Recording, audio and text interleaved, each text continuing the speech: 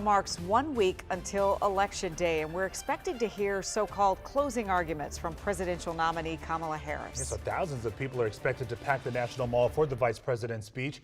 Look at this map with us showing all the road closures going into place in the next few hours. Yeah, we're going to have you covered as this event unfolds, and Matt Gregory takes us to the setup for the vice president's pitch to voters. You can hear the setups and you can see the grunt work underway to set the stage for the 20,000 people to come here tomorrow night to hear Vice President Kamala Harris's closing argument speech.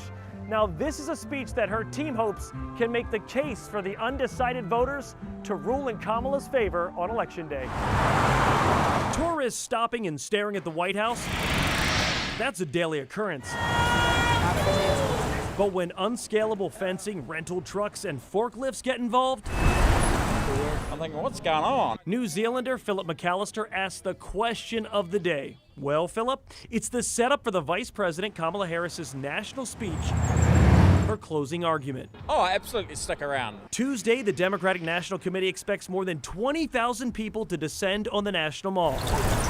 Kamala Harris will give a national speech with the White House in the background and the memory of a terrible day in D.C. in the back of the public's mind. The Ellipse is where January 6th began. Jacob Long, a Democratic strategist, says Harris wants to make her pitch to the people. Where Donald Trump refused to accept the will of the people. Long says Harris will lean on her theme of being a prosecutor to get millions of eyes from television to cell phone screens to hear her case. That prosecutor will then lay out the evidence of why he is not worthy of a second term and why she is the candidate who is most experienced and best positioned, I believe, to lead us forward. It is about getting people to show up and vote. Casey Burgat, a political science professor from George Washington University, points out she will be surrounded by supporters, but the message will be aimed at the middle of America.